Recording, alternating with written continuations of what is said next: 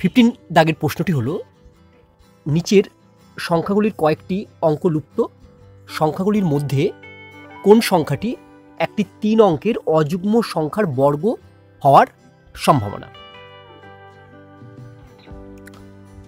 দেখো, 3 অঙ্কের সবথেকে ছোট সংখ্যা হলো 100 বা 100।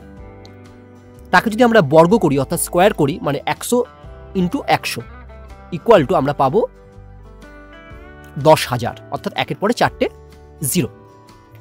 তাহলে সবথেকে ছোট 3 অঙ্কের সংখ্যা 100, তার বর্গ হলো 5 ডিজিটের একটি সংখ্যা বা নাম্বার।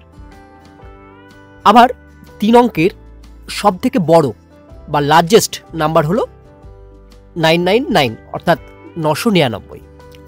এই 999কে যদি আমরা স্কোয়ার করি তাহলে হবে 999 তার স্কোয়ার। এবার যদি 999 ইন্টু 999 করি তাহলে আমরা পাবো হচ্ছে 998001।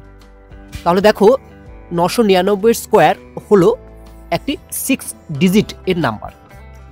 তাহলে 3 অঙ্কের সংখ্যার বর্গ হয় 5 ডিজিটের সংখ্যা হবে, না হলে 6 ডিজিটের সংখ্যা হবে। আবার বলেছে 3 অঙ্কের অযুগ্ম সংখ্যার বর্গ।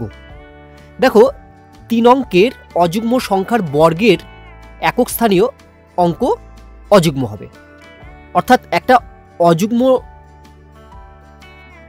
সংখ্যাকে তুমি যদি বর্গ করো তাহলে যে সংখ্যাটি পাবে তার একক স্থানীয় অঙ্ক বা সবার শেষ ডিজিটটি অবশ্যই অযুগ্ম বা অড হবে, অড নাম্বার হবে।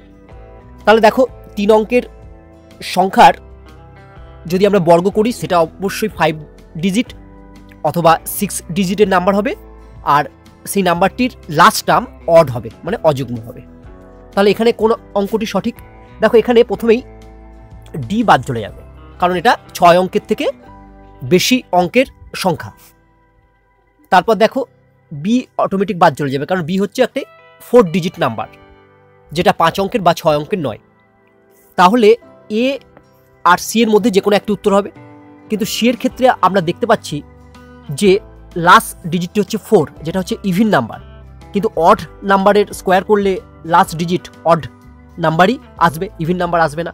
তাহলে সি অপশনও বাদ চলে গেল। তাহলে এক্ষেত্রে আমাদের সঠিক উত্তর হবে এ। দেখো, এটা হচ্ছে একটা 6 ডিজিট নাম্বার এবং লাস্ট যে ডিজিটটি আছে সেটি 1, মানে অড